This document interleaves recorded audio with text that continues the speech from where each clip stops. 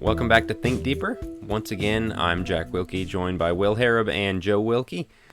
Just a brief intro. I want to remind you, last week we put out, let us know what state you're from. We are already up to almost, I think it was 22 states. We're almost halfway there. We're going to really struggle with the Northeast, which, surprise, surprise. But we need some help. New England deep thinkers, weigh in. Let us know you're out there. We're trying to fill in this map. But we are recording way ahead. Just keep everybody, by the time you hear this, That's it true. may be further. That's true, but we've gotten them all over the country, even Washington, Alaska, even out that direction.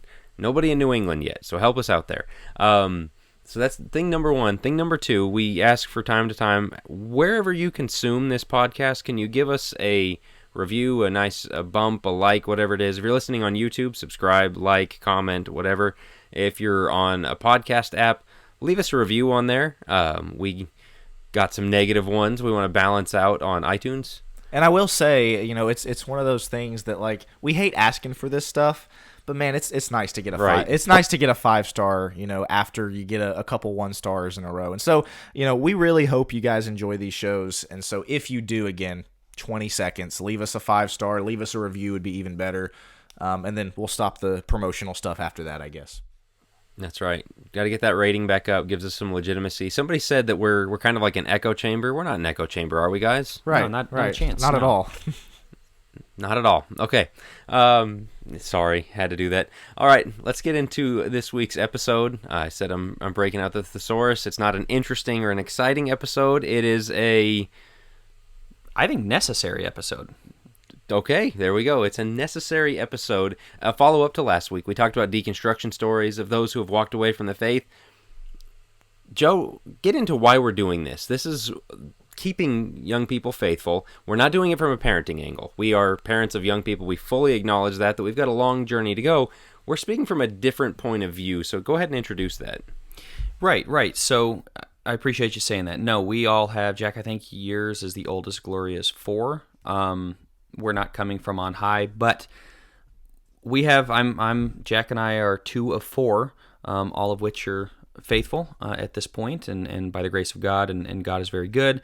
Will, you are the oldest of 4, all of whom are faithful as well, and a couple preachers in there. Jack and I are preachers, along with our brother-in-law, and so we look at what our parents did, and we look around and say, okay, there are 8 of us, all of which are faithful. What happened? What went well? What went right that helped us stay in the church? And, there's a lot of people that kind of look at it and say, well, it's just luck, right? It's just luck. Luck of the draw. Glad it worked out for you. It just doesn't work out for everybody. And I can understand sometimes there are difficult situations. There are broken families. There are, split families, things like that. There are difficult situations. But we firmly feel that this falls way less in the category of luck and more in the category of intentionality, which is why I use the word necessary. I think it's necessary for us to take a step back and to explore what went right for our families. Of course, over all of this is the grace of God. We are not trying to toot our own horns. We're not trying to, let this be a, hey, look at how great we are. We're saying what helped us stay faithful. We've developed our own faiths, our own walks with Christ. What helped us stay faithful? Yes, the grace of God is pervasive, right? It's over all. At the same time, I think there are a few key things that we certainly want to look into for this episode. Yeah, so, and I'm going to go ahead, and we didn't talk about this before, so I'm going to audible here. I'm going to go ahead and give our group think question to start the episode here. Because as I was thinking, Joe, about what you were saying, that is kind of the way that we're approaching this episode, is what kept us faithful. If you think of it as an equation, what were the biggest factors? And so that's the question that I'm going to propose to our deep thinkers. That's the one I hope we're going to put on social media.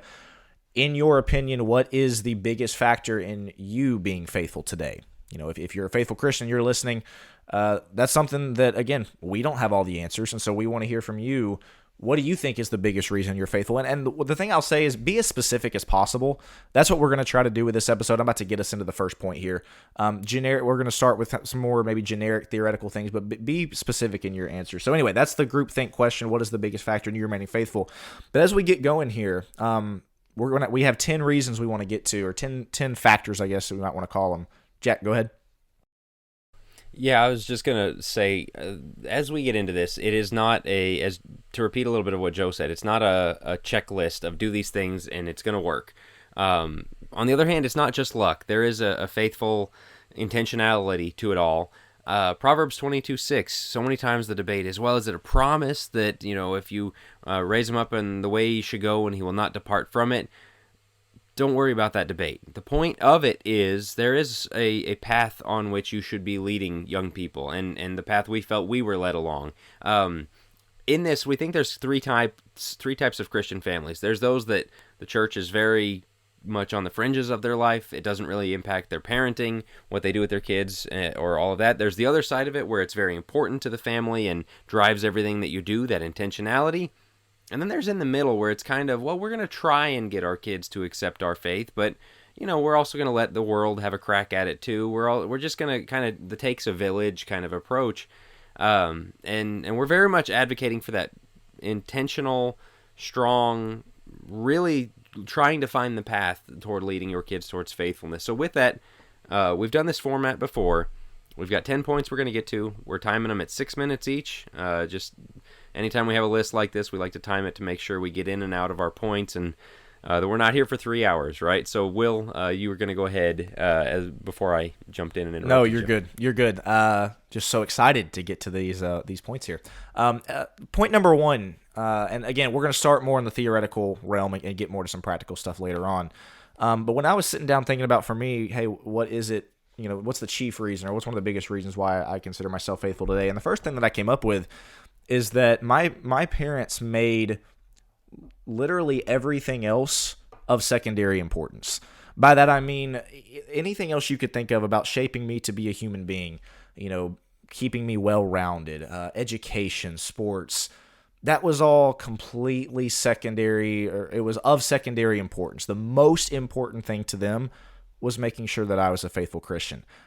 Growing up, and still to this day, love sports. Anybody who knows me knows, love to play sports, love to talk sports, love to watch sports. I really, really enjoy sports. And I remember multiple times going to my parents saying, hey, look, I'd really love to play football. It was a dream of mine. It's something that I want to do. I was homeschooled, and so it would have been a little bit more difficult, but I mean, a la Tim Tebow, there are ways for homeschool kids to play football with the public schools. And multiple conversations, that was something my parents told me, look, we'll do our best, but you're going to devote 4 to 6 hours a day, every single day to football. We just don't think that that's something that you should do. And because they knew that if that's where I spent all my time, what was going to happen? My relationship with God was going to suffer. My time with them was going to suffer, and all these things. And so no matter how badly I wanted to play sports and play football, and I did play basketball and soccer and some other things, but that was of secondary importance to them. And I think you see that with a lot of parents is they want to make sure their kids are so well-rounded. They want to make sure that they're involved in every extracurricular activity that they can, play an instrument, play multiple sports, being involved in theater and all these things. And none of those things are bad in and of themselves, but I think sometimes making sure that our kids are faithful can kind of get bumped down the priority line a bit in favor of some of these other things. And so I'll turn it over to you guys. That was the first thing I came up with. It like literally everything else was of secondary importance. The whole working my mom working a job, or literally anything was of secondary importance to making sure that me and my siblings stayed faithful. Yeah, same with us. I think the growing up playing hockey was a big deal for us. But you know what? We would miss regularly on Sundays, and miss not church, but we would miss games and important games. That's when the championships were. That's when my team, really wanted me there, so I could support the guys or whatever it may be. And we're talking playoff games, championship games, and out of state as well. We would travel to California for these tournaments, and I know mom and dad are paying thousands to go there. Hey, you know what? God comes first. There is nothing that is going to beat our time with God. We will we will try to make it work as much as possible. If we can, if we fly out of there or whatever, and maybe don't stick around to shake everybody's hand at the end and make it work, sure. It cannot be secondary. And I think you're right, Will, whether that be sports or whatever your kids may be into, they know what you prioritize. If you prioritize their education, if you prioritize their athleticism, if you prioritize their musicianship or whatever it may be, and that's what takes precedence. And it's not just about showing up to church. It's about where your priorities are. It's about where your mindset lies of, this is really important. We talk about it all the time. We talk about your athleticism. I'm talking to the coaches and grilling them about ways to make you better. Those are the things that if you're not connected to church very much at all, or you're not really talking to their Bible class teachers or really helping them, but all you care about is their academics, how far they're going, you're talking to their teachers or you're talking to their coaches, that shows to the kids. Whether you ever say that to the kids or not, they're seeing those things. Yeah, as you try to pass these things on, like, kids pick up on what's important to their parents, whether it's career, making money, academics, whatever it may be. Those things really come through, and so it's not just these choices of being at the church building or whatever else, but it saturates everything in the family life of, I mean, how many TV shows did mom walk through the room and say, you know what, I don't think this is something God wants us to be watching, and you know, stuff that, not that we were watching just rated R kind of stuff, but just, you know what, I don't like this, and we're going to make the decisions for how everything in this family is run based off of biblical principles, on what we think God would have us do, on just letting him drive everything. And so it's that it doesn't matter how much you enjoy something, it doesn't matter how much you like something, it doesn't matter what you want to do. The first thing that matters is, what would God have us do here? And man, when that decision-making hierarchy gets brought into everything that happens in the house, you start thinking that way. You start learning to think that way. You start developing that same mindset of, okay, I have to ask what God would think about this. I have to let him have a say on this. I have to check and see what he might have me do if he has a say on this. There's a reason this is number one on our list. The rest don't matter if this is not put in priority. If your kids see that something other than God is of first importance, forget about the rest of the list. Forget about the rest of this podcast. This has to come first, and you have to be very intentional. Like, there is no kind of, right? You have to show your kids. Will? Yeah, last thing I'll say, and then Joe, pass it back to you for number 2.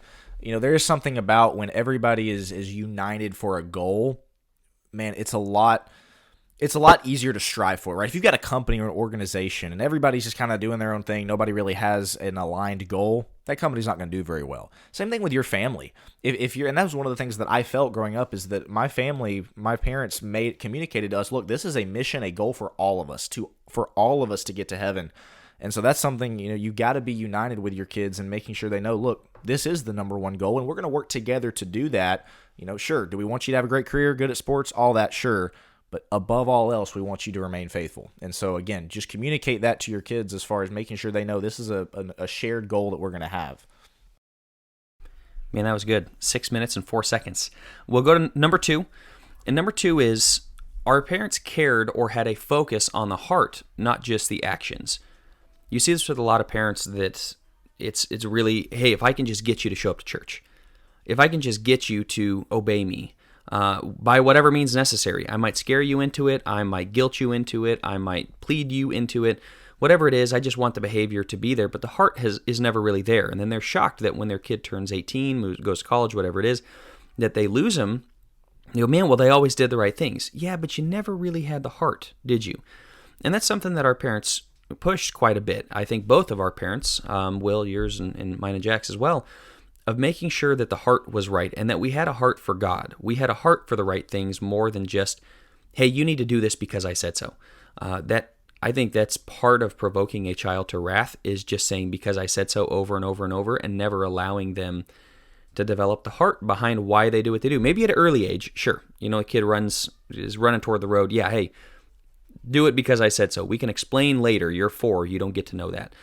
But later, as the kid develops and grows into maybe being a teenager, whatever it is, the heart matters more than anything, not just the outward sign of the behavior of, hey, they went to church, or hey, they're obeying me. But do you capture their heart? This is something that especially those drawn more towards legalism can be really big on, is just action, disciplinary, and sometimes, you know, that old saying about, like, when all you have is a hammer, the whole world looks like a nail. Sometimes, you know, discipline is whether it's spankings as little kids or whatever form of discipline, groundings that a parent uses, I'm just going to use that. And okay, it's all stick, no carrot. And you do the wrong thing. You do the wrong thing, and you step out of line. All right, you're going to get punished. You're going to get punished. You're going to punish. What happens when they leave the house?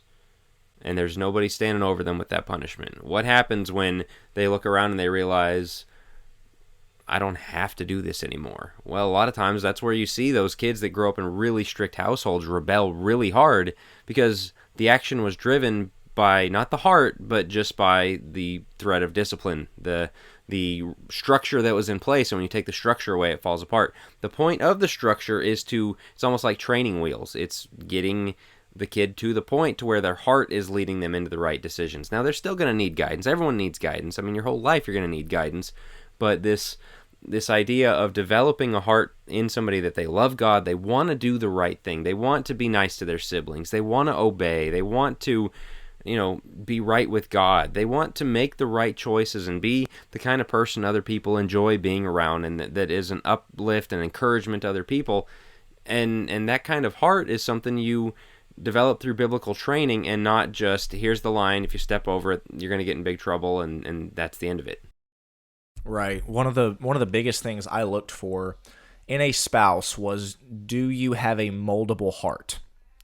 Not do you do these things and check off every single one of these boxes. One of the biggest boxes to check was, do you have a moldable heart? And the reason for that is because if you go into this application to marriage is going to make sense here in just a second. But if you go into a relationship going, well, do they check these boxes? Do they do these things? Look, people can fake their way through anything. Do you have a moldable heart? And I think that gets back to what Joe said a second ago, is like, look, just because they did the right things for, again, let's face it, kids don't really make decisions for themselves until their early teenage years. So let's say 5-6 years. You can fake your way through 5-6 years of going to church, going to youth group events, doing all these things without really having a heart for it. And so that's one of the things that as a parent, one of the things I hope to do with Jackson is to try to diagnose, okay, what is his heart like? And it's difficult because it's not tangible, right? You can't, take a scale and be like, okay, his heart for God is at this level. But I think deep down we can all see when somebody's kind of faking it, going through the motions. It's routine, it's habit for them. And so that's one of the things to look for. Not necessarily just are they doing these things, but diagnose their heart. What is it like? And again, it's difficult to measure, but I think that has to be done for the sake of, so that when they do leave your house and you're no longer just checking up after their actions, do they have a heart that seeks after Christ? This goes hand in hand, and this isn't one on the list of the 10, but something I think we very much could put on there, which is our parents taught us to think critically and to understand the why, and that's very much part of the heart, is in understanding why we do what we do. So as you're talking about that, Will, we can fake a lot of things, but you know what? When church matters to them, or when not lying matters to them, when obeying their parents for whatever it may be, not going to that party, not drinking, not looking at porn, not doing drugs, the typical quote-unquote teenage things that people get into, all the way down the list, when they know why they're not supposed to do those things and what they're supposed to pursue instead, we're golden. Things are great. But if you don't teach your kid to think critically and to understand the why to any of those things, then they're just it's all talk until they have an opportunity to decide one way or the other. And when do they get that opportunity? When they're surrounded by a bunch of other college age, no offense, but numbskulls and college professors who aren't looking out for them the way a parent is. We'll get to that point later. But fellas, anything else on that point? Jack, go ahead and get us into the next one. Yeah, this is one you hear a lot, but it's one that really needs reiterated. And this is number 3 for those who are keeping track. Yes. Sorry. Number 3. So, prioritizing Christianity first, number 1. 2, focused on the heart and not just the actions. Number 3 is not having the buddy-buddy mentality. And that's something that, I think there's lip service given to it, but the more time goes by, the more, that needs to be reiterated. That kids, as the parent, you are put there as the authority in their life, as God's representative to them, that you are teaching them through your parenting what kind of father God is. You're teaching him or them his discipline and his love and his kindness and his severity when it's necessary. And if you try and be their friend all the time, if you try and be the cool parent, if you try and be the one that all their friends think, oh man, you got the best mom and dad because they're always cool, they let you get away with murder or whatever else, you're not doing the job right. And Joe brought up last week on the, I think it was last week, on the gentle parenting thing that's really big right now, of essentially almost throwing discipline out the window and looking any missteps by a kid, looking at those things as not them doing wrong and it needs to be corrected and punished, but, oh, well, we'll just guide you right back to... That's not what you're there for. I mean, there is that authority structure that, in every authority structure, governmentally, elderships, parenting, there's a disciplinary aspect of don't do the wrong thing or there's going to be a problem.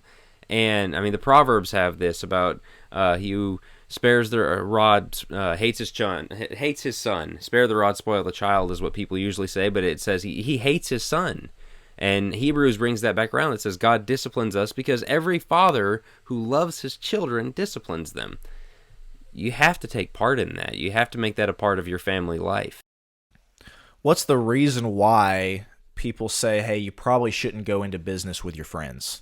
Probably shouldn't work with your friends. It's because if you're friends, when the time comes to get, serious and to maybe if you're the boss to the employee, have some serious conversations, maybe even show some discipline and get really upset about, hey, work performance or whatever, it's tough to do that. Why? Because you're friends with them, right? You're like buddy, and it's tough to do that.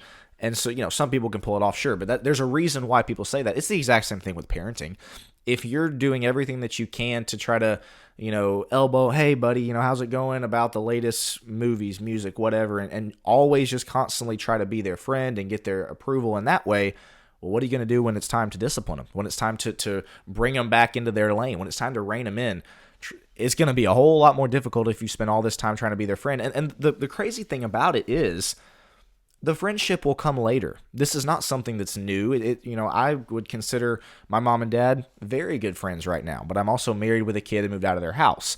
They waited until I had done those things to become friends with them or to become friends with me. And I think for a lot of parents, they start that friendship process way too early. They try to be their best friend. They try to be their buddy in their early teenage years. And again, that's typically when the discipline goes out the window, and it's for that reason. I think that's a great point, Will, and I often make that point of there are 3 stages of parenting. There's the disciplinarian stage, which is like your kids really need you to discipline. Jack, that's what you're speaking about. They really need you there. And then there's the mentor phase where, okay, maybe you're not disciplining, you're certainly not spanking at that age, you don't, but they really need somebody to ask the big questions of life. They need somebody to walk them through something and to disciple them, to mentor them into being the adult they need to be. And then the friendship comes later, where now, okay, we can kind of see each other's equals. I got kids, Will, like you said, I'm established on my own, married kids, and not that they can't be a mentor still at that time and you can ask for advice, but it transitions to more of a friend. If what we see with a lot, especially with things like gentle parenting, is you become your kid's friend at a very young age, you have a tough time, as you already spoke to, but it's also, to me, it speaks to adults who are afraid of being adults. They are afraid of having their own emotions, and what happens a lot of times actually is they project their own emotions onto the kid, and the kid becomes the parent. There will always be hierarchy in every family and in every relationship, always. Whether we want to admit that or not, there will always be. So the question is, what hierarchy are we creating? The one God gave us, which is parents over the children, or are we putting so much into the kids that the kids themselves become the leaders of the family, so to speak? They become the most important part. The kids can't be the number one goal for the family. They are a part of this family that has a goal to serve God together. You're getting into our next 2, so we'll hang on to those for just a second. Sure. The thing is, they have friends. They don't need another friend. They need a parent. They need a guide. They need somebody to discipline them, to set them on the right path. And when you don't do that, then they don't have it. The other side about it is this is one of those that, like, culturally times shift. I know, I've heard people talk about their parents, those of the Gen X and Boomer generation, especially like the dads, were notoriously distant from the kids. Right? Like, there's people that say my dad never gave me a hug, or just didn't really have that tight of a relationship, or dad didn't really come into their life much until they were older or teenage or whatever else. And that's not good. And I think it's a healthy thing that there has been a critique of that and getting away from that. But as always, we always swing too far back. And that desire to be their friend makes it to where, again, you can't bring that discipline, you can't bring that authority, and so you have to have both, and if they don't have that, And again, we're talking about what we received growing up. I'm so glad that I did have parents that held a line and said, this isn't okay. And there were times where I don't care that you don't like me. This is what you need to hear. And that's what everybody needs in their life. And so you were pushing us to those next two, Joe. I said they're the next two. They're not. There's one first. Will, number 4. Yeah, so and this one is going to seem obvious, but we're starting to get into more of the practical realm here. And that is, you've got to make Bible an everyday routine.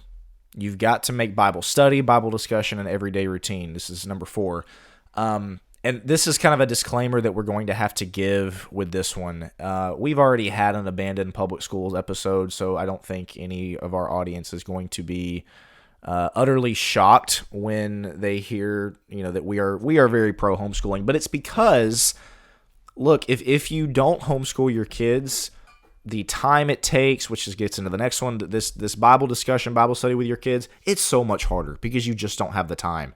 And so for number 4 on our list here, you've got to make daily Bible time a part of your routine. Our schoolwork started with Bible study. Joe and Jack, I think y'all were the same. We had Bible discussions at night. I think for so many Christian families, it's one of those things. Maybe they talk about the sermon in the car home or in the car ride home. Maybe they crack a Bible open at their house once a week, but it's not something that's a big part of their life. And you know what is a big part of their life? Talking about sports, talking about all the things that go back to point number 1. And so you've got to make Bible study with your kids, again, Bible discussions with your kids. You've got to make that something that is natural, that is normal, that takes place in your home every single day, multiple times a week. Otherwise, if they don't have the habit in your home, what makes you think they're going to have the habit when they leave your home? I may have brought this up before because we did an episode on family worship when Will released his family worship guide. If you want to start this habit, go check that out. It's a great resource for it. But we did the survey, the largest of its kind that we know of in the churches of Christ, of those who walked away. And the overwhelming majority of people who walked away from the faith went to Sunday school and even Wednesday night class regularly. A number of them were youth group participants. They were involved in the church activities. And you'd think, well, why didn't they just keep on coming? But one thing that was prevalent across all of them is that the Bible was open in their home almost never. Like once a month or less than once every couple of weeks, that their family would gather around the Bible and talk about God and His Word and have a devotional or whatever the case it was. That just tells your kids it's not important. I mean, like, that's the lessons we pick up, is what you see is important. And, I've used the analogy before. Are you going to give your kids $1 billion inheritance? Well, I'd like to, but I'm not going to. Why not? Because I don't have it. Well, can I give them a love of God? Do I have a love of God? Can I give them a walk with God? Do I have one? And so showing in your home that it really matters that the Bible's open. It really matters that we're talking about and thinking about how to serve God. It really matters that we pray together. It really matters that we sing songs of praise together. That prioritization goes, it just does everything. Because then if that doesn't happen, it teaches your kids to compartmentalize and that church and God only matter inside the church building. And how many people do we have walking around who are living under that principle? We see Deuteronomy 6 when he's talking about passing it down to the generations, and they're getting ready to go into the promised land. What does he say? Like, train them when they rise up, when they walk by the way, right? When they lie down. Like, basically what he's saying is at every part of the day you ought to be training them in the Lord. They ought to be coming. That's the Shema passage where this deep love for God is arising at every part of the day. Will, this speaks to your homeschooling point. We would get up, and our routine every morning that I was homeschooled, and I was homeschooled from all the way up. I never went to public school for one grade. I think I was the only one in my family that didn't. Every single day, you will be at the table, 8 a.m., you will have your clothes on, you will have your bed's made, your Bible's open, your breakfast there, and we're going to do Bible. Your school clothes on, you mean? Your school clothes on. Yeah, sorry, not the yes. No PJs. We were not allowed to do school in PJs. My school clothes. Yeah, no, we were not. Never mind. So, this was a prerequisite every single morning that we had to do, and Bible was going to be the first thing. And we did some really cool stuff. We got into the basics of exegesis, and we got into conflict management from a biblical perspective, and we got into how to be like Christ and character studies. If mom had worked, if there had been, the two outside the home, that would have never happened. If we were rushing around at 6 a.m., 7 a.m. to get our PB&Js and get out the door, that would not have been possible. And this is the sacrifice that they made. My dad worked very, very hard to make sure that we had that ability to wake up every single morning and prioritize Bible. Yeah, the other thing that I would add before we move on to number 5 is obviously with my dad's job, this was made a whole lot easier, but man, me and my siblings knew Christian apologetics like the back of our hand. You know, that was one of my dad's specialties. He would go out and teach on it, but that's something that I would encourage Christian parents. Man, find the videos, find the books, whatever it is. Make sure your kids know that there is evidence for the existence of God, that there is evidence for the inspiration of the Bible, that Jesus walked the earth, that he was resurrected. You know, I think a lot of Christian young people kind of generically know that there is evidence for that, but they don't know exactly what it is. Man, make sure they take a class. Again, make sure they watch videos. Make sure that they know that we have reasons to believe why we believe what we believe. It really gave us a rock solid foundation. And yes, we had Brad Harrop going and teaching on it 40 weekends a year, that we heard 20 of those, so it helped for the repetition purposes. But that'd be other thing that I would say before we move on is, man, make sure that they know we have a rock solid foundation for our faith based in the Christian apologetics and Christian evidences. All right, let's get into number 5, and that is that our parents prioritize time around us. This is something that I cannot thank them enough for, and that I really get frustrated. This is why I need to get off social media. I get frustrated when I see all these parents that just cannot wait for their kids to go back to school, or they cannot wait to get away from their kids. My parents, and I'm not even saying every parent has to do this, but I don't think they got a date night until I was probably, or left us for more. I think they left us at our grandma's house when I was maybe 5, and I was the youngest. I mean, we were always present. They took us everywhere because, like, man, we like hanging around you guys. We like being around. And I heard that a lot growing up, and that meant the world to us, that they wanted to be around us. I'm not going to find my mom's social media posts when I get older of can't stand my kids, or, you know, don't want to be around my kids. And you think, well, what does this have to do with keeping them faithful? It has to do with the fact that we felt like we belonged, and we felt like we were important to them, and what was important to them, like the faith, was important to us. And when they went to conferences, we'd go there. And when we went to church, it's like, of course, that's what we do as a family. We were a family unit, but they took us along in so many places. But it wasn't just the active going. It was the day-to-day taking us along and talking through certain things, talking us through certain situations, and asking us how we might, view a certain situation, whatever it may be. Things like that, where they really got to know us and who we were and how we ticked. And even if we were a little adjacent to what they believed, we had our opportunities to do that because we were with them and around them. And I know this was the same case with Will, for sure, and his dad, taking them on multiple trips as he would go speak, and they got to see his life and they got to see his faith in action. And we got the same. And that was really appreciated, that they specifically prioritized time around us as kids and didn't look to just push us off every time. We spoke last week about how the heart leads the head in these things. And when we talk about people leaving the faith, that a lot of times their heart goes first and the head finds a way to follow.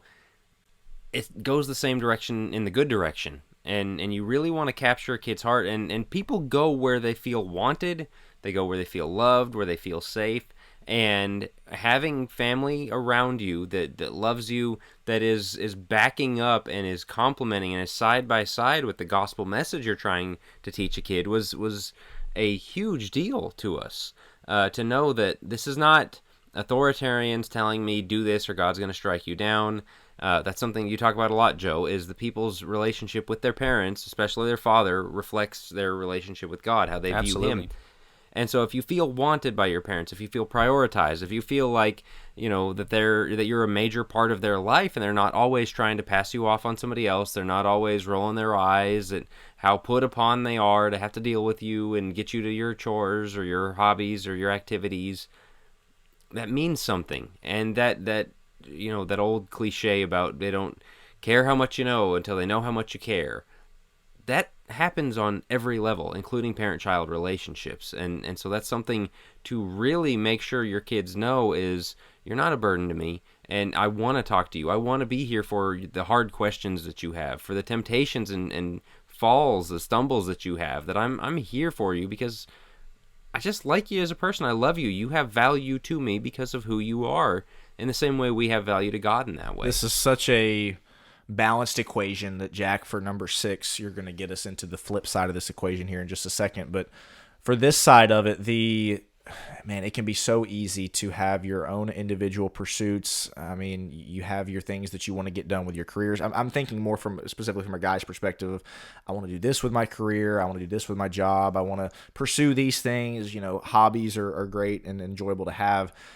Man, it can be so easy to pursue those things to the neglect of your kids. And that is one of the things that I am grateful that my parents did not do. My dad took us as a family on a lot of his big trips, and we got to just be together, and that was just so special. And that's one of the things that I truly do hope to emulate with my kids is, look, yes, I've got work that I have to do. I've got things that I have to get done, but I'm going to do everything I can to bring you along the journey with me so that we can be together, so that we can experience these things together. And again, that would be a huge encouragement that I have to anybody listening. If this is not something you currently do, yes, you've got stuff you've got to get done. You've got these things. Bring your kids along with you. Let them know that they are that important to you, that you want to share in this life with you. Because, again, I've got a 1-year-old. I can't believe he's 1. Like, the amount of time we have with our kids, I'm already seeing is so small. It goes away like a vapor. And so the time that you do have with them, man, make sure that they know that they're wanted, like Jack said, and make sure you bring them along and truly relish those times together. Well, and to give the practical of what we're talking about, of sometimes it's career and it's money or ambition, or furthering your education or whatever. Of, I'm just going to pour myself totally into that, but I still have these kids, so I'll just throw them in daycare all the time, or just I'm never around them, don't have time for them. It's one thing that really is sticking around in this extended adolescence thing is, maybe none of your friends have kids, but you do, and so you're trying to get rid of yours because you don't want to give up your travel lifestyle. You don't want to if you're going out and having a good time and movies and dinners lifestyle and all that. It's like, if you have the kids, they're the priority number 1. That doesn't mean you don't ever get to have fun again, don't ever get to go hang out with your friends again or whatever, but man, you just see this thing happen over and over of people just trying all the time to find somebody to shuffle their kids off to so that they can go do their things that further their lives. How does that feel as a kid? If you don't feel wanted in your own family, you're not going to feel wanted in your church family. You're not going to know how to be a part of the church family if you don't feel like you're a part of your own family. So I think that's as Jack, as you referenced earlier, the parental down from God, the Father and God, that's how we understand things. Well, same thing with the church family. If we struggle to be in groups, then yeah. So make sure your kids feel loved, feel connected, feel supported in that. Jack, go ahead and get us into number 6. It's another pendulum thing, right? That you want to prioritize your kids, make them feel loved and wanted, but it's very easy also to make them the center of your life. And you see this very sad thing that happens sometimes of couples in their 50s getting divorced when they become empty nesters because their whole life was about the kids. Like, their whole life was about creating a home for the kids, raising the kids. Well, now that the job's done, we don't know each other. We don't really like each other. Like, it was about the kids, and now you take away that one thing that held us together, and you can kind of see sometimes all the money goes to the kids, all of the family's time and efforts goes to the kids' hobbies and all that, and there's never time for the dinner table because, as was brought up earlier, you're going to sports practice or band practice or whatever, academic competition, whatever they're involved in. You need to make sure that, and this was again something that was done for us that I think was very helpful, was we were made to realize the world doesn't revolve around you. There's times where you're just going to take the back seat. You're the kid. You have to. Man, Mom and Dad built most of the house that we live in. They expanded greatly on the one they owned. I don't know how much time we spent sitting in a Lowe's or Home Depot, just watching them pick up stuff for the house. And it was, you'd start to complain, and they're like, you know what? We're building a house for our family. This isn't fun for you. This is what we got to do today. Okay, this is what we're gonna do. Gardening and pulling weeds and unpleasant chores and chores and tasks and things that we had to do as a reminder of the world doesn't revolve around you. But then beyond that, outside of our own home, serving people in the church. We were expected. That was something mom and dad had us do, is you're going to go over and visit those older people. You're going to go along with us to this funeral. You're going to go along with us to, help these people out, help these people move, whatever, just things where we could help. You don't take a 2-year-old to that kind of thing, but there comes a time where a kid is old enough and you help them realize you're part of this too. You're growing into this. It's not all about you. Sometimes you do things that you don't want to do because it's good for somebody else or because you're part of something bigger than yourself. This is one of those things that was why I said it's such a balanced equation, because there's really nobody that's more annoying to be around as far as somebody that's my age that is narcissistic, that you can just tell their entire life they've been told and they've kind of been reared and conditioned to think that the world revolves around them, what they want to do, their stories, their life. That's just, nobody enjoys being around that, and it's not a Christian trait either. To exude that type of attitude is really anti-biblical. And so again, Jack, you said it all very well.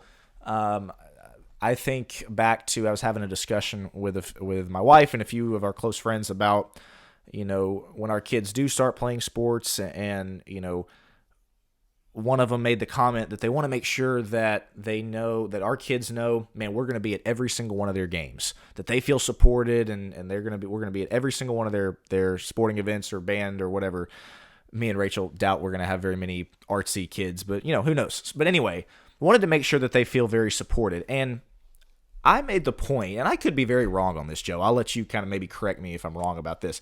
I agree that I want my kids to feel supported in their sporting events and their extracurricular activities and things like that. At the same time, I don't think it's the end of the world for a kid to not have his mom or dad show up to every single event that they have. You know what I mean? For my dad traveled a lot on the weekends. Yeah. He wasn't at a lot of my soccer games. He wasn't at a lot of my basketball games. And it didn't cripple me mentally. It didn't turn me into, oh my goodness, my dad doesn't love me or doesn't want to be there. I knew he had a job to do. I knew that he had somewhere to be, that the things that were more important than my soccer game. I think that's really what it came down to, or what it comes down to for me, is that I want my kids to know I love you, I support you, I'm going to be there for you, but sometimes there are more important things than your football game or your band recital. It's a balance there that has to be struck, but that's kind of where my mind goes to. Okay, we're going to get into number 7, and that is be selective, or as our parents were selective with our friend choices, with your kids' friend choices. Be selective with your kids' friend choices. My mom was very selective on this and made sure that the kids we had over, she approved of them, and if she kind of questioned them or struggled, she'd hang around a little bit. We found out later that she'd listen at the door, and you might think of that and go, wow, that's terrible parenting. No, I think it was really good parenting. She wanted to make sure that we weren't being influenced negatively in some way. So yeah, she'd allow sleepovers. She was a fun mom. We had everybody over. As a matter of fact, she was great. She'd stock our house with Kool-Aid and everything else. I mean, a lot of fun stuff and snacks, and made the best sandwiches. And so everybody in the neighborhood basically wanted to come over to our house, and it was fantastic. But she was also very selective with that. We weren't allowed to go over to their house very often. She had to make sure she knew the parents and was very well acquainted with everything that was happening over there, had eyes on the situation, and she took care of us. She was very aware of what we were doing, and she was very aware of the influences we were hanging around. Even at church, you go, well, they're all a bunch of church kids.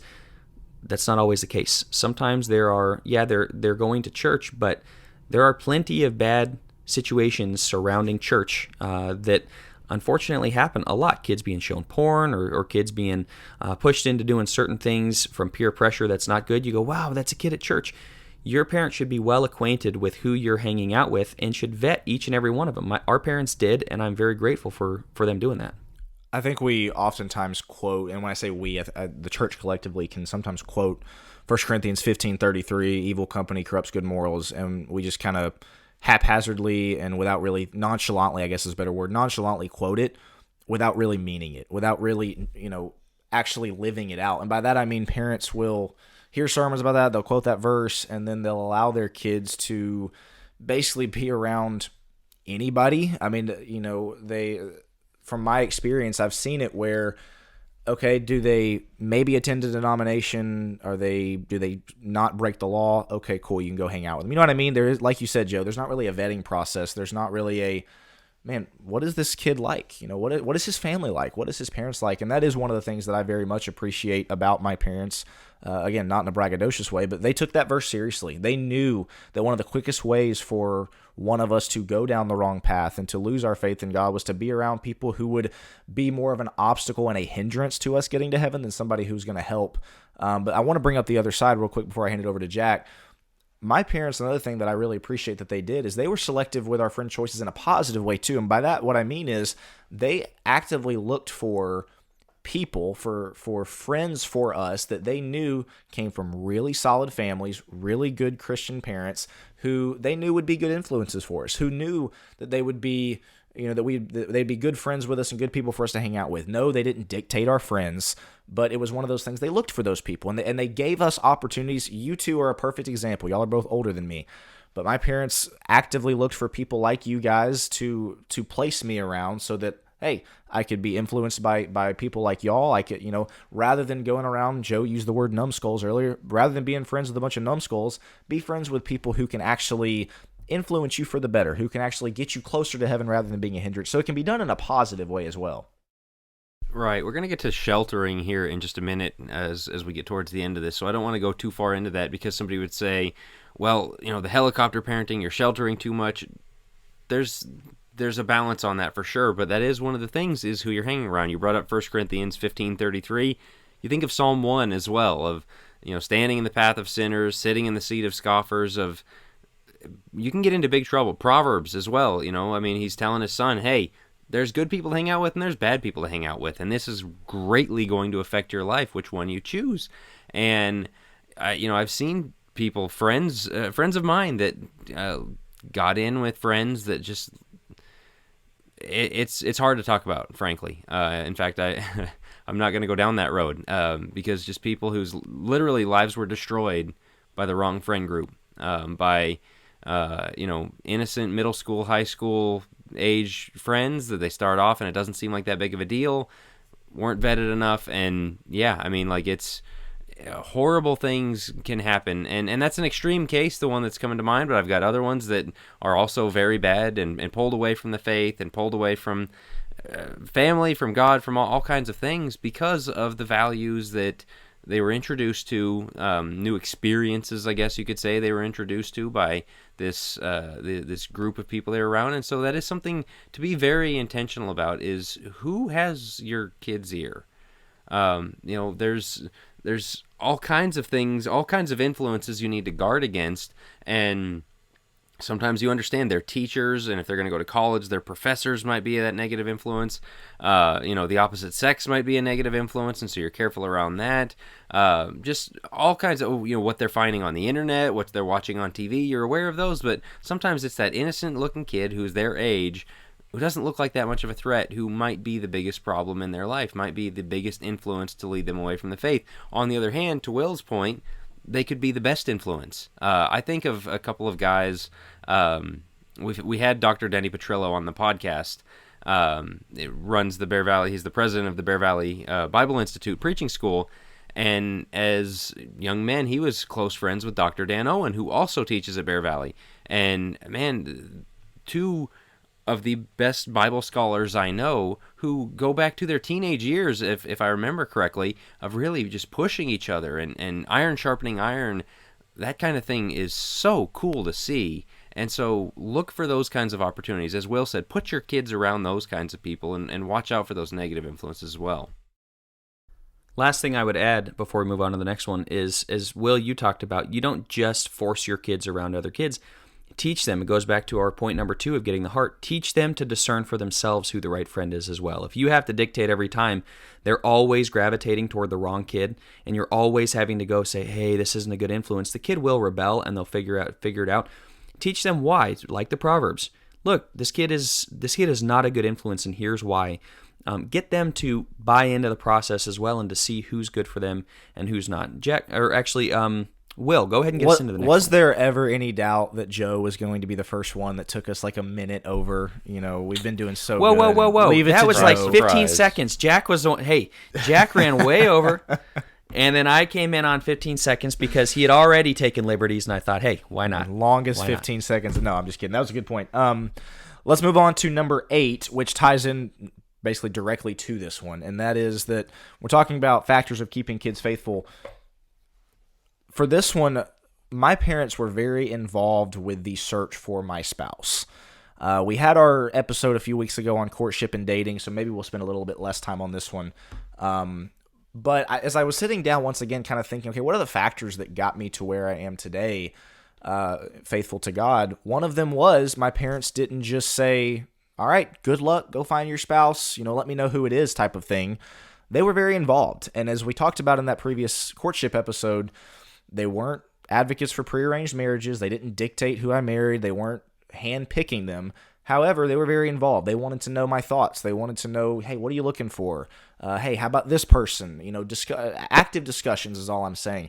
And I think sometimes a lot of Christians, all the stuff that we've talked about, if you do all those things and then you let them take the second most important decision of their life and say, all right, good luck, with no guidance and no, again, just discussion and no involvement there, I feel like that's a problem. Again, if they did all those things with me that we've already talked about, and then I ended up marrying somebody crazy who veered me off the path of faith because my parents weren't involved, that would be a problem. And we've seen that happen before. I think a lot of us have seen people where that was the case. Faithful Christian married somebody who was not right for them, who was either not a faithful Christian or not a good person, and before you know it, their faith is gone. And so, without getting too much into the courtship dating episode that we already had, that was one of the factors, though, that we felt like we'd be remiss if we didn't bring it up. The fact that our parents, and mine specifically, they were very involved with my search for my spouse. And again, not to dictate, not to pick my spouse, but they were involved. They wanted to know, they wanted to be involved with it. Guys, what do you have to add to that? This is one of those debates around the term, the unequally yoked thing, the terminology Paul uses in 1 Corinthians. And, well, is it a sin to marry somebody who's not a Christian? And, I say this all the time. I hate that question so much. Because what would holiness have us do? What would God have us do? What is the best way to pursue Christ? And a lot of times when we're asking, what is it a sin? We're asking, what can I get away with?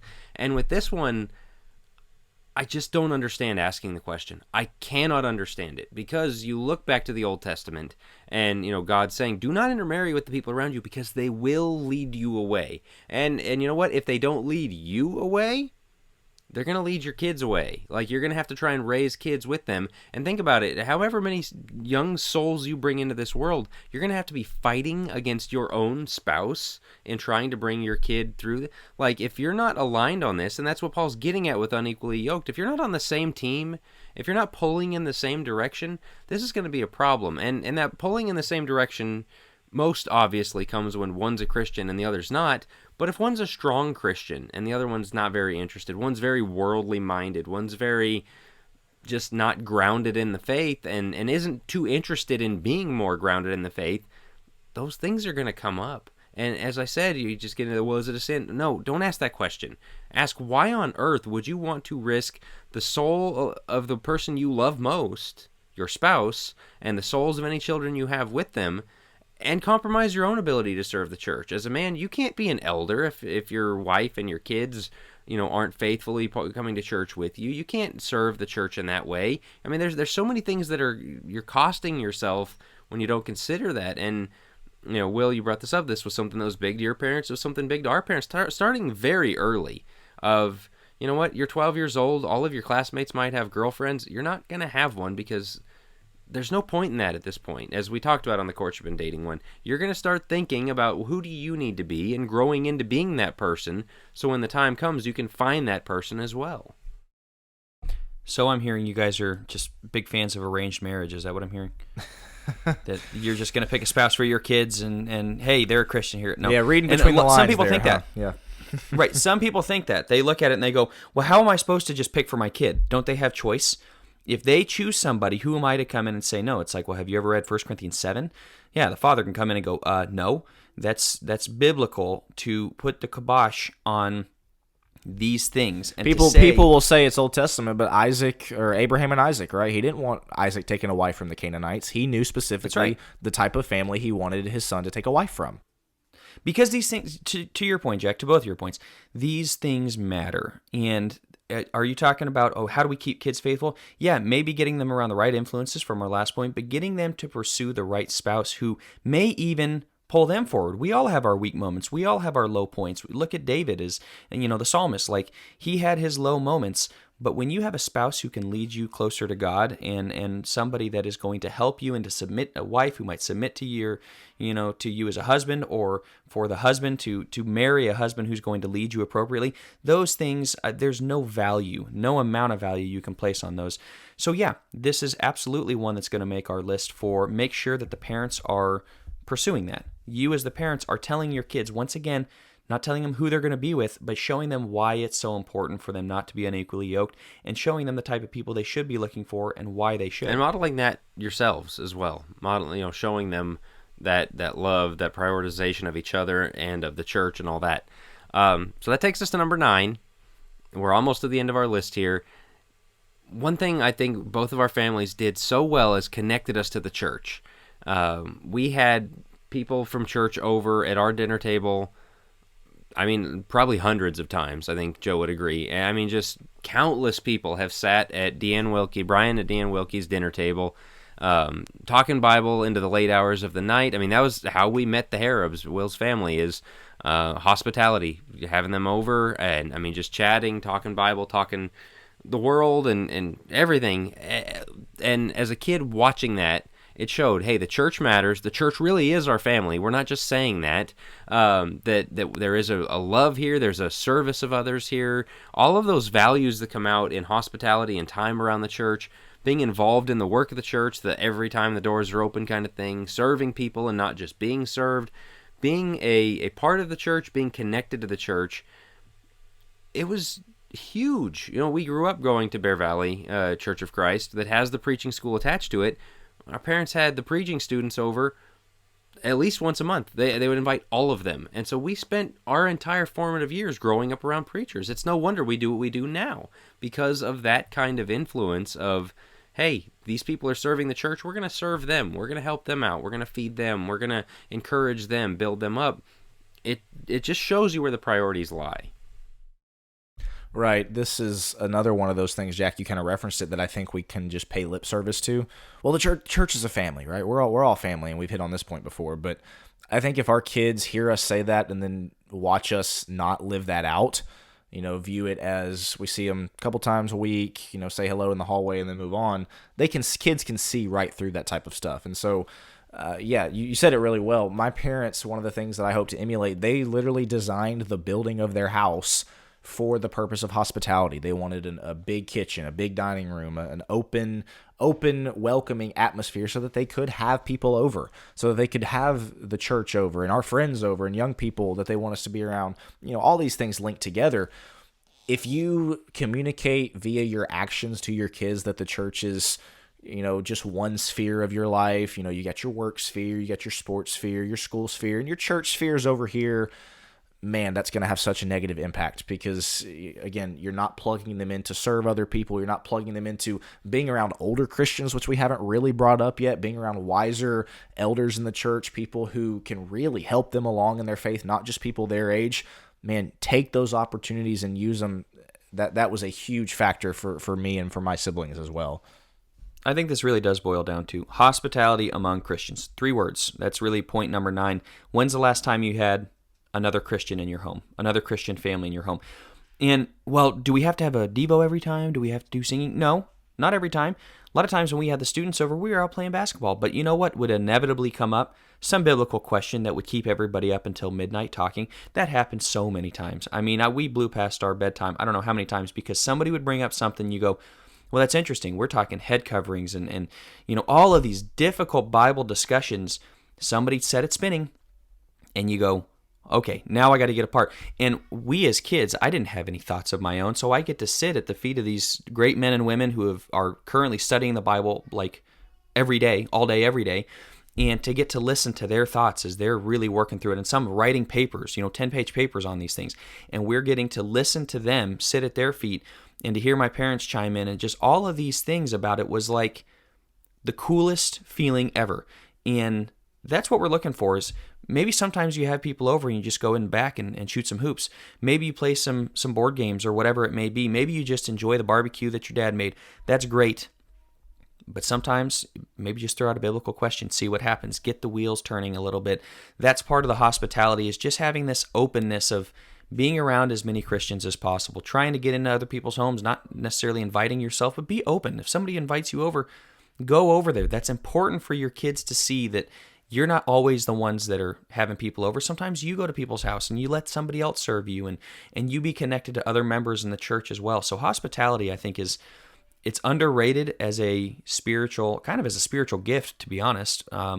It's underrated on the spiritual spectrum, but I think it is unbelievably important in keeping a kid faithful. And we've said this before, don't worry about your house being clean. Don't worry about having the perfect spread right. and putting on this show. Kids can see through that as well. Like, well, let's put our best face out for everybody, tidy up. I would say don't make it look like you never clean the house. But you know what I mean? Some people can really go overboard with, I got to make sure my house looks perfect. I got to make sure it doesn't even look like we live here. Man, don't worry about that kind of thing. Jack, do you have anything else to add? Yeah, somebody said that's the difference between entertainment and hospitality. You're not putting on a show. You're having family over. And again, that message trickles down as we go through it. That leaves us with one left on the list here. So we have gotten all the way through. We're down to number 10. And this one kind of came up in a few of the points, but I think it's very interesting to look out on its own right. So go ahead, Joe. Yeah. This is, parents should be sheltering their kids to a certain degree. I'm going to go off my soapbox, hot takes with Joe moment, whatever you want to call it. Honestly, fellas, I'm losing faith in sending kids to college at all. Any college, anywhere. Online, sure, I guess. But the idea of sending our kids off to college is becoming more and more abhorrent to me. That's not because I didn't do college. I did plenty of college. I did it from home, and that's one of the best decisions Mom and Dad ever did for me. I'm telling you, I cannot preach this or speak this loud enough. And I tell everybody I know, don't send your kids off to college at 18. Do not do it. It is one of the worst things that you can possibly do, because when is a kid starting to become informed about his understanding of the world, starting to ask the big truly the questions of most why. vulnerable. Exactly. We're vulnerable. We're wondering, why are we here? What is life all about? Did we evolve? Did God create us? And you go, wow, I thought I taught him better than that. You know what? That's natural progression of trying to figure out life from their perspective. When do we see this from a neurological point of view? Really kind of 17, but 18 through 25 is peak for that. For the brain stops developing right around 25. And we know the plasticity, they're doing more studies on that. But really 18 to 25 is key. So you're going to take the first 4 years of that, and a lot of times they squeak a fifth one out for money purposes. You're going to take the first 5 years of that, and you're going to hand it over to them being around, what the Bible would call worthless individuals, worthless people. You're going to have people that are going to actively try to discourage them in their faith. They're going to actively pursue things that they shouldn't be pursuing. They're going to challenge them on issues of faith that they didn't see coming. And you go, well, yeah, that's all secular. That's why I sent my kid to Christian schools. No, I'm speaking of the Christian schools. I'm talking about OC. I'm talking about Harding. I'm talking about Freed. I'm talking about all the big boys. I've known multiple people who have fallen away. I've known LGBTQ people at all 3 of those schools. You think you're sending your kids to these great schools and that it's going to help them in their faith. They're falling away. It's killing them. And if they do come out, a lot of times they don't come out as extra warriors. They come out as the same as everybody else. I guess I'll just take my family to church for the rest of time and never really plug in. We have to stop thinking that college is the end-all be-all. Even from an economic perspective, the trades are where the money's at. If you want your kid to make a lot of money right now, help him learn something like how to operate a backhoe. You make plenty of money. So this is just my hot takes, and I'm taking two minutes to say, probably more than that, but to say, please be aware and shelter your kids from influences like this. Do your due diligence, and don't just do it because everybody else does it. Well, that's what I was going to say. To put it in perspective, Joe, you're talking about sheltering them in the sense of not sending them off to college. And this brings us to, it's probably fitting that we had this one last because we could go a bit on this, which we won't, but the question and the balance of how much do you shelter your kids? That is a struggle that I know I'm going to have. And again, I've got a 1-year-old, and I don't know if I know not all of our listeners are Facebook friends with me, so we'll just use this as the formal announcement. Rachel and I are expecting another child, so that is wanted to let the deep thinkers know. Again, if you're not friends with me on Facebook, you might not know that, but So as I consider, hey, I'm going to have 2 kids soon, hopefully more, God willing. What am I going to do as far as sheltering them goes? And you have, like Joe, a lot of people would call you a helicopter parent. They would say you are helicopter parenting your kids and that you're going too far in that. And so that's really the question I want to bring up. And not just about college. I want y'all to speak to that one too. But as far as your kids' entertainment choices, your kids going out and working a job outside of your supervision, when they're in their early or late high school years, what do you think is the balance that Christian parents need to strike here? And again, we will come out and say this is opinion here. But what is the balance? Because you can helicopter parent. People certainly can, and I don't think that's a good thing because you shelter them, they get a taste of the real world, and they get a little taste of freedom, specifically at college, and what do? They go crazy with it. That is not a good thing. On the other hand, you've got the parents that say, well, let's just expose them to everything, or the classic, well, they've got to learn how to make mistakes, so let's just let them learn from their mistakes. That's not great either. That's kind of the pendulum swing there. So, guys, this one might be a tough one to end on here, but what does that look like, practically speaking, as far as sheltering your kids partially but not completely? It's a managed introduction to the real world, right? There's the people that like, all right, you turn 16, here's your keys, see you at 11 o'clock every night. Like, you're not helping them in that, because you're not supervising their experience with the real world. They can just go out and experience whatever they want, and that's really bad. On the other hand, again, where they're locked in the house, they can't go anywhere, like you've got to be supervising 24/7, there's no experience. And so it's the two sides of that, the management of the experience, but also the experience of this experience. And so to Joe's point of sending somebody off to college, away from their family, away from their support system, their home church, all of those things we've talked about throughout this whole thing, to go find themselves. And that's so much what it's sold as is, it's this experience, you got to find yourself. No, it's training for a career is what it was supposed to be. And then it turned into this extended adolescence thing and finding yourself and like grounding yourself away from your family and your new group of friends, and all this individualism that we've brought into things that is obviously we're bearing the fruits of that. Not great. And so that is one of those managed experience things. There's no management over that. I've got one other thing to say on the college point before, Joe, you can take it back again, because I know a lot of people are going to be upset with this point and get frustrated at us kind of looping the Christian schools in with this. I can't help but think, if I'm Satan and I really want to take a rock solid Christian young person, good foundation, good parents, good family. If I was Satan trying to figure out, well, how am I going to rip his or her faith away, get them to, maybe not even that, maybe get them to be a lukewarm, kind of off and on Christian, what would I want to do? And the answer is pull them away from their parents, pull them away from their support system, pull them away from everything that's gotten them to the point that they're at, for 4 years, for 5 years. And again, as Joe said, in their most vulnerable state. Again, if I'm Satan and I'm having a strategy meeting, that's going to be at the top of my bulletin board. That's going to be at the top of my agenda. Man, get them away from all those things. So food for thought, I would say, as far as the college here. Here's what I'll say, and then I'm going to come back around and we'll wrap it up. Come back around to the whole sheltering point. I started on this because as we were going through on the 10, what do we think is most important? Yeah, the sheltering is important.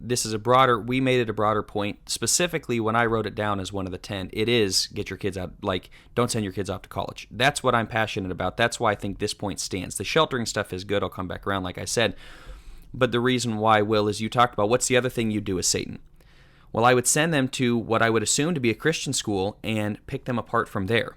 How easy would it be for your kid to go to a secular school and hear biology from a very secular point of view, evolutionary things like that, and to go, yeah, I know that's kind of ridiculous. We're scared of the state schools. You know what a kid is not prepared for? To go to Harding and to hear that maybe Genesis isn't actually real. To hear that maybe those are just some stories, or what if it's the day-age theory or the gap theory? Like, what if those are the things? Is he prepared for that? This guy's supposed to be a great biblical teacher. I went to Harding for this, and now I'm getting my faith picked apart. That's even worse. I would rather send my kid to a secular school where he knows he's going to get bombarded than send it to a Christian school where it's going to sneak up. Now, I realize we're going to get a lot of people that are ticked at this. I'm not trying to upset people. I'm trying to get you to think, don't just cast your kid off to the wolves because that's what everybody else does. I did it. I have a master's degree. I did it all online. It works well. Trust me. We saved a fortune in the process. My parents did, and it all was good. But from a sheltering perspective, yeah, I think, Jack, you're right. It's managing their exposure appropriately. Should they work jobs in late high school? If you can, I hope you've trained a kid up to that point. That's what they're going to say about college. Well, if you've trained them right, then they're good to go. For 4 years away from you, no, it's different than 6 hours at a Chick-fil-A. And they come home and they're still living in your home, going to the same church. Please don't think those are apples to apples there. Letting them slowly expose them to, hey, we're going to go to hopefully a better place. We don't want them working a bar at that age.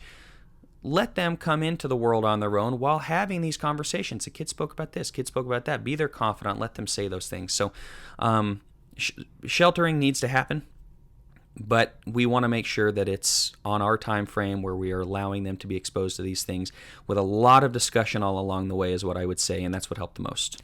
We said it to start. As we wrap up here, Jack, I'll let you close us out. We don't have all the answers. Sometimes it can come across like we do. We believe passionately about this stuff. And so I will say, again, we've got toddlers. It's not like we've raised faithful kids already. But when we sat down together, us three, and discussed these things and said, okay, what got us to the point? These are the 10 things that we came up with. We probably could have come up with, 15 or 20, but we didn't want to have a 3-hour episode here. And so I would encourage you once again, actually, if there's some on here that you just want to brush aside, okay, I guess that's your prerogative. But I would encourage you to consider each one of these. Even if there's one, like, for instance, maybe Joe's college thing that you just flatly don't agree with off the top. Think about it. Think deeper. That's the name of this podcast. Think deeper about it and determine, again, how many episodes in a row we brought up the amount of young people leaving the church. What are the reasons for that? What are the reasons? Not just that they're leaving. What are some of the alternatives to the way that we can keep them faithful? And so, before I hand it to Jack again, the question that we want you guys to answer as far as faithful Christians that listen to us, what do you think is the biggest factor that led you to be a faithful Christian? Is there one that I'm sure there's one that we left off. I won't even ask that question. But yeah, so answer that, comment, Facebook, YouTube. Jack, what else you got for the deep thinkers as we wrap? I just want to say there's always people who cannot have the ideal situation we've talked about, whether through no fault of their own, their spouse left them and they're raising the kids on their own, or they there's loss in the family, or there's always circumstances that lead to where you can't have the mother, father, children at home, the homeschooling. There's things where just people are in circumstances where they can't do those things. We don't want it to be like, well, you can't hit all 10 of these steps, so your kids are just thrown to the wolves. It's not that at all. What we want to do in so many of these things is cast an ideal. That if you can't have that, you could see why somebody would want that. And maybe you want that for your kids. You want that for the next generation to work in that direction, number one. But number two, if you can't have that ideal, pick out the principles that you can apply to the best of your ability. And man, God does much with the efforts we give. Everything that we do, all of our efforts are so little in the grand scheme of things, but they matter. And he sees those things. And so I don't want somebody to hear this and just be discouraged, be like, I literally can't. There's no world in which I can do those things. I understand there are those circumstances. To those of us who can, we should be striving for those. For those who can't, do what you can do. Again, God makes much of whatever we bring him, and he expects us to make of what he has given us as well. And so keep that in mind. I certainly don't want to discourage anyone that is not in a position to do all of these things, but if you are, I really hope we've given you some things to strive for, some things. I don't think we said it, but thank you to our parents. Thank you to them for the work that they did, for making this such a big deal. Absolutely. Thank you to all of the Christian parents. Big time. We've got friends, family, people that we know who have done this, are doing this. Keep doing that. That is the biggest thing in all the world. As Brad is often quoted as saying in his sermons, man, Noah didn't convert anybody, but he got his family on the boat. That is such a big deal. Everyone who's striving to do that, keep going in that direction. Keep your eyes on Christ. Keep your family pointed on Christ. And we're going to close with that. We'll talk to you guys next week.